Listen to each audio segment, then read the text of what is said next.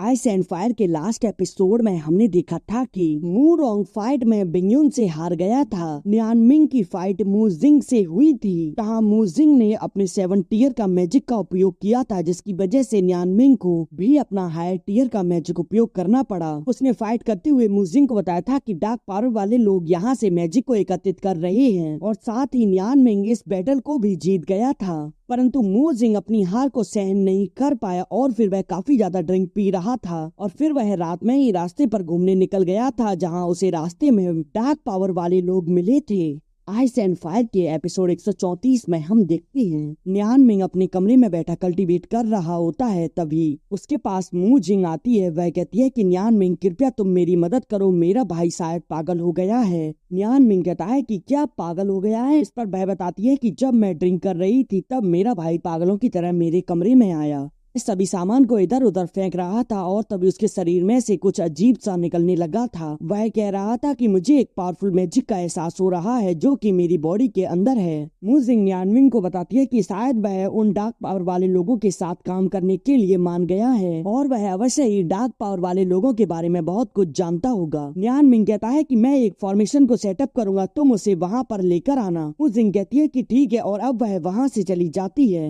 अब हम अंधेरे में जंगल में देखते हैं, जहाँ मू जिंग अपने भाई को लेकर आ रही थी। कहता है कि तुम मुझे कहाँ ले जा रही हो, परंतु वह तो उसका जवाब नहीं देती, और वह उसे एक जगह ले आती है जहाँ न्यानमिंग ने पहले से ही एक फॉर्मेशन बना दी थी। तभी अचानक से मू रोंग के पैरों को कुछ वाइन पकड़ लेती हैं, और तभी वहाँ एक लाइट फॉर्मेशन अपेयर हो जाती है। यह देखकर मू रोंग कहता है कि मू जिंग, तुम यह क्या कर रही हो? पर मू जिंग कहती है कि भाई मू रोंग, इससे आपको कोई नुकसान नहीं होगा। रोंग कहता है कि मुझे जाने दो। तभी न्यानमिंग आ जाता है और कहता है कि मू रोंग, शांत हो जाओ, यह सब हम तुम्हारी भलाई के लिए ही कर रहे हैं। मू रोंग न्यानमिंग को देखकर और ज्यादा भड़क जाता है, और फिर वह अपनी पावर का उपयोग करके उस फॉर्मेशन को डिस्ट्रॉय कर देता है। और अब वह अपनी बहन से कहता है कि मू जिंग, तुमने एक बाहरी व्यक्ति के साथ मिलकर मुझे फंसाने की कोशिश की। मैं निश्चित रूप से पिताजी को इसके बारे में सब कुछ बताऊंगा। फिर वह न्यानमिंग से कहता है कि न्यानमिंग, तुम ये मत सोचो कि मैं तुम्हारे लिए सरल रहूंगा, और यह कहकर वह वहाँ से भाग जाता है। अब मू जिंग न्यानमिंग से कहती है कि अब हमें आगे क्या करना चाहिए। न्यानमिंग कहता है कि अब हमें प्रतियोगिता के दौरान इसे ठीक करना होगा।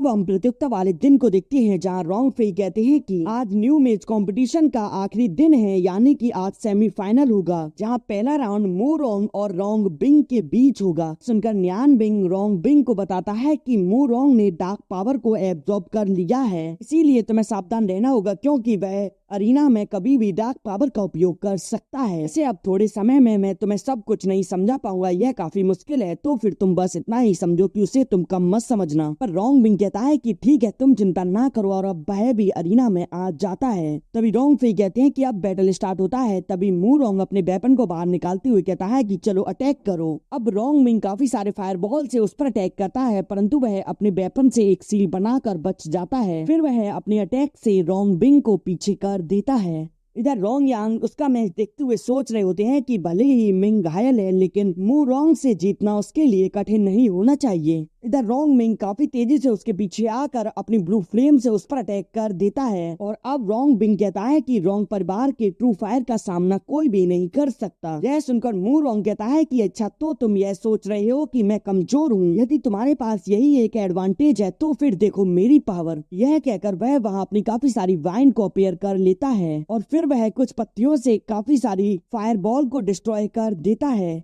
जिससे रोंग बिंग पीछे हो जाता है और कहता है कि इसने तो मेरे ट्रू फायर के बैरियर को भी डिस्ट्रॉय कर दिया। न्यानमिंग कहता है कि ऐसा नहीं लगता कि इसकी पत्तियां मैजिकल पावर से बनी हैं, वास्तव में वह ठोस लग रही हैं। रोंग यांग बताते हैं कि उसकी पत्तियां मैजिकल वेपन का ही एक हिस्सा है, वह वेपन अब गॉड टियर स्टाफ है। अब मू रोंग फिर से अपनी पत्तियों से रोंग बिंग पर अटैक कर देता है। ये चारों ओर से रोंग बिंग को घेर लेती है। रोंग बिंग सोच रहा होता है कि यदि हालात ऐसे ही चलते रहे तो मैं जल्द ही हार जाऊंगा, मुझे कुछ ना कुछ तो करना होगा। मू रोंग रोंग बिंग से कहता है कि तुम इतनी आसानी से यहाँ से नहीं निकल पाओगे। तभी रोंग बिंग को उसकी फॉर्मेशन का वीक पॉइंट मिल जाता है, और अब वह वहीं अटैक कर देता है, परंतु एक पत्ती उस पर ही अटैक कर देती है, जिसकी वजह से फिर से वह पीछे हो जाता है। मू रोंग कहता है कि तुम इतनी आसानी से मुझे नहीं हरा पाओगे। रोंग बिंग वहाँ टियर 8 के मैजिक का उपयोग करते हुए रोंग बिंग वहाँ काफी ज्यादा आग लगा देता है। यह देखकर मू रोंग कहता है कि क्या तुम मरना चाहते हो, परंतु रोंग बिंग तो अपनी फायर से उन सभी पत्तियों को जला देता है। अब रोंग बिंग कहता है कि मुझे लगता है कि तुम अपने स्टाफ पर कुछ ज्यादा ही घमंड कर रहे हो, और फिर वह अपनी काफी सारी फायर बॉल से उस पर अटैक कर देता है, जिसे मू रोंग रोकने की कोशिश करता है। तभी रोंग बिंग फ्लेम गॉड के हैंड से उस पर अटैक कर देता है। कहा मू रोंग उस हैंड को वहीं की वहीं रोकने की कोशिश करता है। तभी रोंग बिंग फ्लेम गॉड के दूसरे हैंड को भी वहां समन कर लेता है और उससे उस पर अटैक कर देता है। यह देखकर वहां बैठे लोग हैरान होते हैं।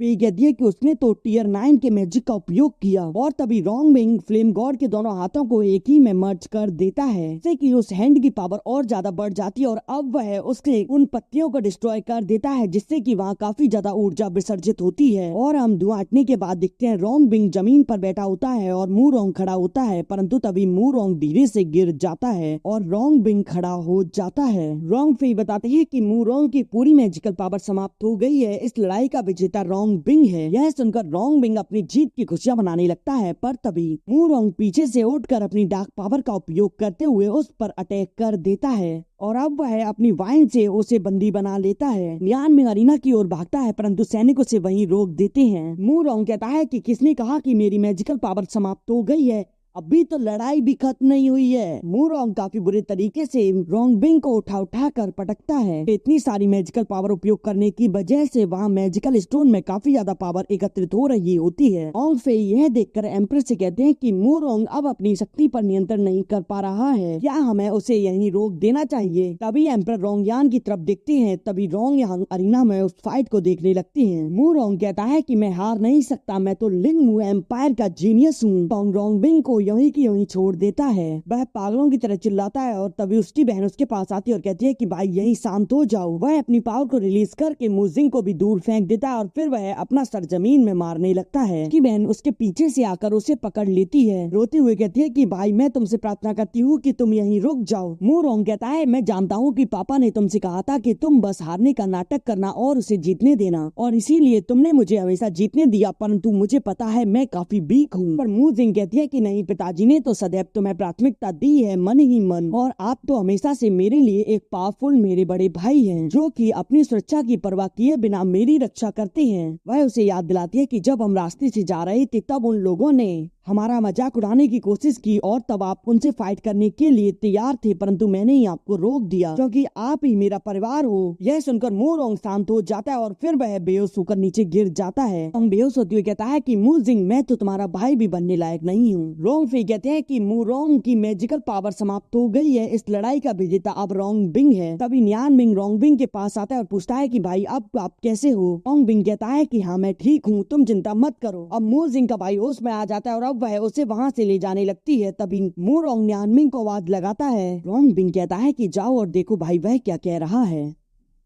मू रोंग कहता है कि नियान मिंग मुझे माफ कर देना, मैं अपने दिमाग का संतुलन खो बैठा था और मैं डार्क पावर वाले लोगों के जाल में आ गया था। जानता हूँ कि तुम डार्क पावर वाले लोगों की जांच कर रहे हो, मैं उन कुछ लोगों को जानता हूँ। वह बताता है कि कल रात डार्क मैजिक का उपयोग उन्होंने मुझ पर किया और उन्होंने इस प्रकार मेरी डार्क पावर को प्राप्त करने में मदद की। तब मैं अपने नियंत्रण को खोने लगा और भी अत्यधिक पागल हो गया था। मू रोंग को बताता है कि यह तुम्हारी डार्क पावर है। मून मास्टर की वाइफ कहती है कि अब तुमने डार्क पावर को प्राप्त लिया है तो अब तुम मेरी आज्ञा मानो, कल तुम्हें अरीना में अत्यधिक मैजिकल पावर को एकत्रित करना होगा। इस पर मू रोंग कहता है कि तुम मैजिकल पावर इकट्ठा क्यों कर रहे हो। मून मास्टर की वाइफ कहती है कि इससे तुम्हारा कोई मतलब नहीं है, जैसा तुमसे कहा गया है बस वैसा करो। यह सुनकर मू रोंग भड़क गया और कहता है कि सीधे लहजे में बात करो। देखकर जो व्यक्ति मू रोंग को फंसा कर लाया था वह काफी ज्यादा घबरा जाता है और अब वह वहाँ की फाइट को शांत कराते हुए कहता है कि चिंता ना करें, मैं इससे वह काम करा लूंगा, आप परेशान ना हो। इसे कहता है कि तुम आगे बढ़ो और जो पावर तुम्हें दी गई है तुम उससे अपनी कंपटीशन को जीतो। सुनकर नियान मिंग कहता है कि